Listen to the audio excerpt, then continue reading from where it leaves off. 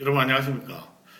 오늘 제가 현고 학생 부군 신위라는 왜 우리 지방 제사 지낼 때 이제 지방에 쓰는 그 말 있지 않습니까? 그것 가지고 좀 풀이를 할까 생각합니다. 제가 이 현고 학생 부군 신위 이거 볼 때마다 정말 기가 막힌 말이라고 생각을 합니다. 저는 기독교인이라서 요즘 제사를 지내지 않지만은 저희 아버님 이제 살아계실 때 할아버지 제사를 지냈죠. 그럼 우리 할아버지가 벼슬을 안 하셨던 분이기 때문에 거기에 보면 현고 학생 부군신이 이렇게 이제 지방을 씁니다. 그 뜻을 보면 이런 거죠. 이 학생 부군 배우는 사람, 신이 돌아가신 현고 아버지.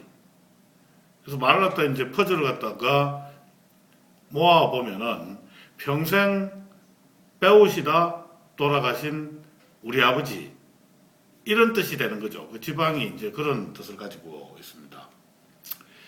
물론 벼슬 갖다 하신 분은 현직에서 했던 그런 벼슬들 갖다 이렇게 지방에 써주는 경우가 많은데 일반 국민에 대해서는 이렇게 현고 학생 부군 신이라고 이렇게 지방을 썼습니다. 여러분들 보면은 대한민국이 그 1945년도에 여러 나라가 전 세계에서 독립하지 않았습니까? 식민지에서. 그래서 식민지에서 독립해가지고 경제 성장, 산업화를 갖다 일군 유일한 나라다. 이렇게 말씀을 많이 하고 계십니다. 그래서 대한민국은 경제적으로 성공한 나라다.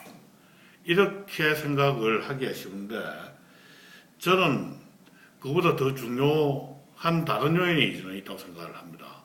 제가 이 미국에서 왜 경제학을 공부하지 않았습니까?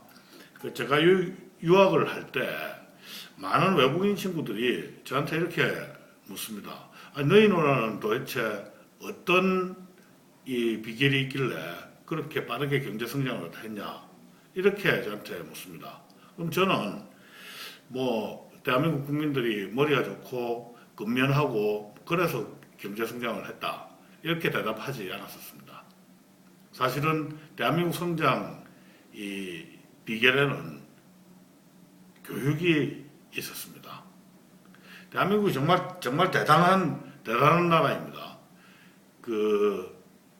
1940년대, 50년대 보면은 우리나라 1인당 GDP가 최 100불이 되지 않았었습니다.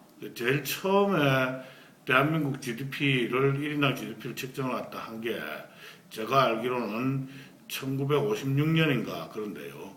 그 당시에 대한민국 국민소득이 약 60불 내외였습니다. 물론 정확히 알았겠죠. 게다가 굶어 죽는 사람들도 수두룩했습니다.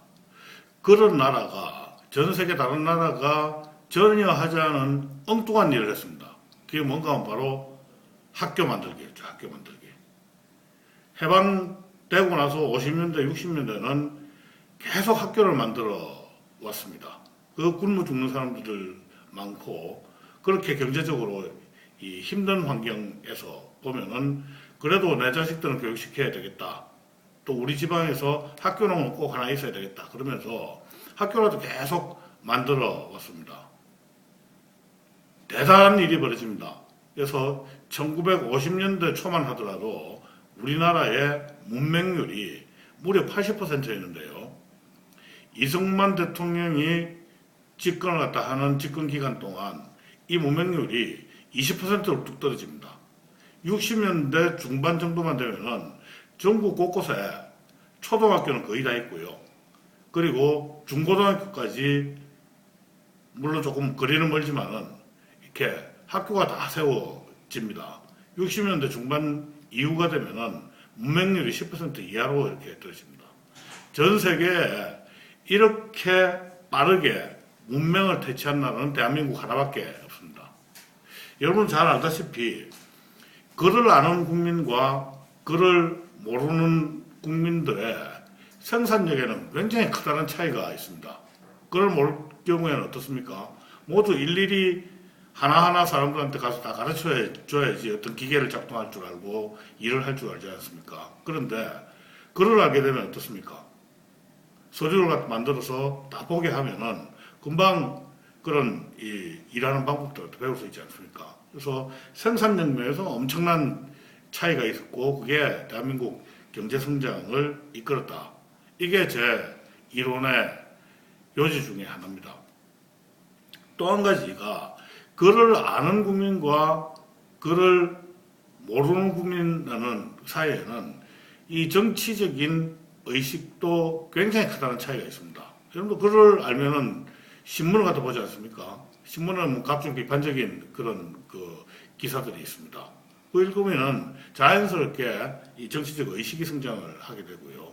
그래서 이 대한민국이 교육에 치중한 결과 산업화뿐만 아니라 민주화도 다른 나라에 비해서 빨리 민주주의를 그 완성 단계까지 끌어올릴 수 있었다라는 게 제 생각입니다. 정말 대단한 교육의 힘이죠. 사람들은 대한민국을 경제의 나라라고 이야기를 하지만은 저는 대한민국은 교육의 나라다 이렇게 생각을 하고 있습니다. 여러분들 이 교육이 그렇지 않습니까? 성공한 개인들을 보더라도 개인들 모두 다 평소에 뭔가를 갖다 열심히 공부한 사람들이 결국은 성공합니다. 성공한 가족 역시 마찬가지입니다. 그 가문이 자라나는 세대, 아들, 딸, 손주, 손녀, 교육 잘 시킨 집안들이 흥하지 않습니까? 성공한 회사도 마찬가지입니다. 여러분들 그 우리나라에서 제일 잘 나가는 회사가 이 삼성그룹입니다. 삼성전자 같은 데 보면은 그 직원들 교육에 막대한 그런 자원을 투입을 합니다. 오늘날 삼성전자가 세계 초일류 기업이 된 때도 바로 그 교육 훈련이 있었다. 이런 회사, 개인, 그리고 집안만 그럴까요? 국가 역시 마찬가지입니다. 오늘날 선진국이라고 불리는 여러 나라들은 어떻게 해서 선진국이 되느냐? 바로 그 나라의 국민들을 잘 교육시켰기 때문에 선진국이 됐습니다. 그래서 저는 교육은 개인의 성공, 이 가족의 성공, 그리고 회사의 성공, 단체의 성공, 그리고 지역사회의 성공뿐만 아니라 국가의 성공 또는 국가의 운명까지 결정짓는 그런 역사 변수라고 생각을 합니다. 여러분, 우리 제사 지낼 때 우리가 지방으로서는 현고 학생 부군이라는 이 말에 대한민국 사람들이 얼마나 올해로부터 교육을 중요시 여겼는지를 알 수 있겠고요. 바로 그런 대한민국 사람들의 교육에 대한 열정이 오늘날 대한민국을 세계 10위권의 강대국으로, 우리가 비단 그냥 경제적으로만 강합니까? 그렇지 않지 않습니까? 요즘은 문화강국, 체육강국까지 됐습니다. 그렇게 강한 대한민국을 만드는데 뒷받침한 것은 역시 교육이었다. 저는 이렇게 생각합니다. 여러분 어떻게 생각하십니까? 들어주셔서 감사합니다. 고맙습니다.